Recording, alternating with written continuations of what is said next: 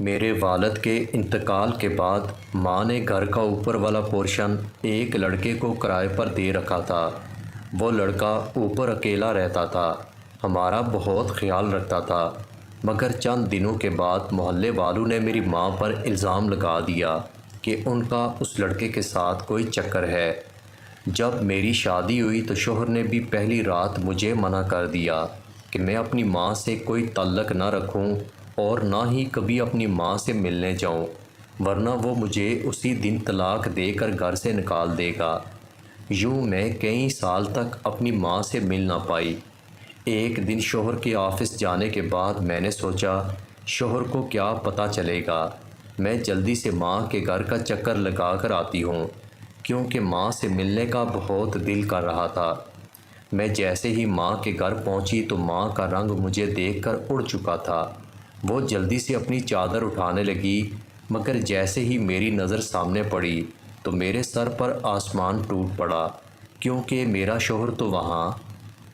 مبین نے شادی کی پہلی ملاقات کے تحفے میں مجھے ایک خوبصورت انگوٹھی دی تھی۔ میرا شوہر مجھے کہنے لگا، آج کے بعد تم اپنی ماں کے گھر نہیں جاؤ گی، ورنہ میں تمہیں طلاق دے کر فارغ کر دوں گا۔ میں شوہر کی بات سن کر حیران ہو رہی تھی۔ میں نے دبی سی آواز میں سوال اٹھایا تھا۔ میں نے کہا، آپ کیسی بات کر رہے ہیں؟ ایک لڑکی جس نے اپنی زندگی کے 19 سال اپنی ماں کے گھر گزارے ہوں، وہ ایک دم سے کیسے اس گھر سے تعلق کو ختم کر سکتی ہے؟ میرا شوہر میری باتیں سنتا رہا، پھر آہستہ سے کہنے لگا، تم اپنی طرف سے کوشش تو کرو، جب تم ہمت ہارنے لگو تو مجھے بتا دینا، میں تمہارے ہاتھ میں طلاق کے کاغذات پکڑا کر تمہیں ہمیشہ ہمیشہ کے لیے تمہاری ماں کے گھر بھیج دوں گا۔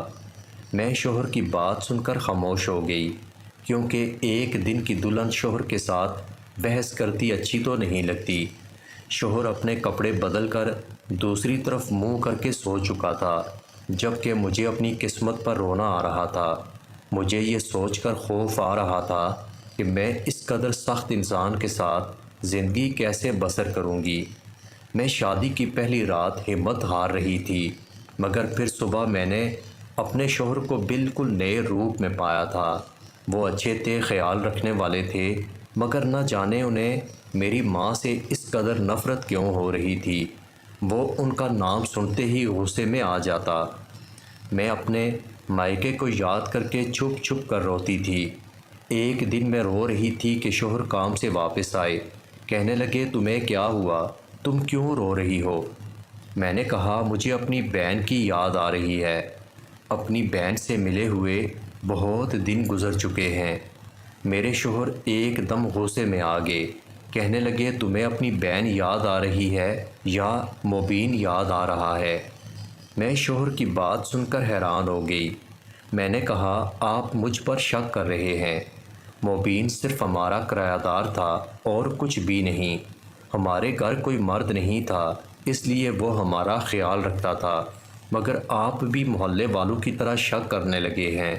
میں نے تو ہمیشہ اس سے پردہ کیا، کیونکہ وہ میرا نامحرم تھا۔ شوہر کہنے لگے، میں تمہیں اس گھر میں جانے سے اسی لیے روکتا ہوں کہ وہ لڑکا تمہارا نامحرم ہے۔ میں شوہر سے جھگڑا نہیں کرنا چاہتی تھی، اس لیے میں خاموش ہو گئی۔ مبین ہمارے گھر 5 سال کرایہ دار کے طور پر رہنے آیا تھا۔ جب والد کا انتقال ہو چکا تھا، ہم 2 جوان بہنیں تھیں اور ایک ماں تھی۔ گھر میں کمانے والا کوئی بھی نہیں تھا، اس لیے ماں نے گھر کا اوپر والا پورشن کرائے پر چڑھا دیا تھا۔ پھر میں بچوں کو ٹیوشن پڑھانے لگی، اس سے گھر کا خرچہ آسانی سے نکل رہا تھا۔ مبین گھر کے سودا سلف لانے کے لیے ماں کی مدد کرتا تھا۔ دل تو چاہتا تھا کہ میں شوہر سے یہ سوال پوچھوں کہ جب شادی سے پہلے مبین ہمارے گھر میں رہتا تھا تب تو کچھ بھی نہیں ہوا، اور اب تھوڑی دیر ملنے کے لیے گھر جاؤں گی تو کیا ہو جائے گا؟ لیکن پھر مجھے خیال آیا کہ شادی سے پہلے ماں نے بتایا تھا کہ مبین تمہاری شادی کے بعد اوپر والا پورشن چھوڑ کر چلا جائے گا۔ میں ایک دم سے پرجوش ہو گئی۔ میں نے سوچا، مبین اب تک گھر چھوڑ کر جا چکا ہوگا۔ اگر یہ بات کسی طرح میرے شوہر کو پتہ چل جائے تو ہو سکتا ہے وہ مجھے ماں سے ملنے کی اجازت دے دے، لیکن گھر کا حال کیسے معلوم کرتی؟ شوہر نے مجھ سے موبائل تک لے رکھا تھا اور یہ بھی کہا تھا کہ نہ تم نے اپنی بہن سے رابطہ کرنا ہے اور نہ ہی اپنی ماں سے۔ مجھے ماں سے زیادہ بہن کی فکر تھی، وہ چھوٹی چھوٹی باتوں پر گھبرا جایا کرتی تھی۔ میں انہی باتوں کو سوچ رہی تھی جب ہمارے گھر کے دروازے پر بیل بجی۔ میں نے دروازہ کھولا تو سامنے سمیرہ کھڑی تھی۔ سمیرہ میرے شوہر کی اکلوتی بہن تھی۔ وہ شادی کے 2 ماہ کے بعد پہلی بار ہمارے گھر آئی تھی۔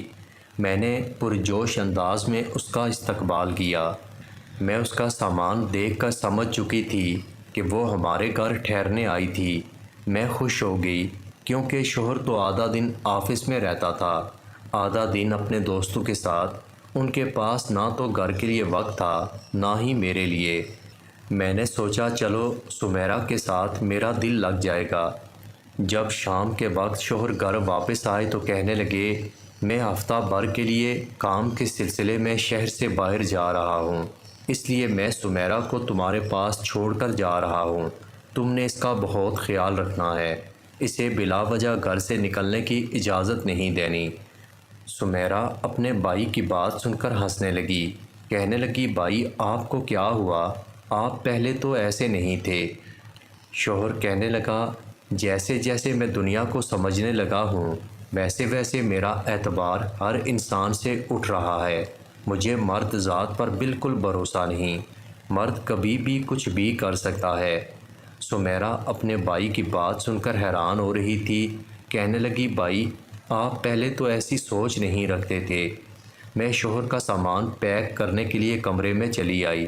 شوہر بھی میرے پیچھے کمرے میں آ چکے تھے۔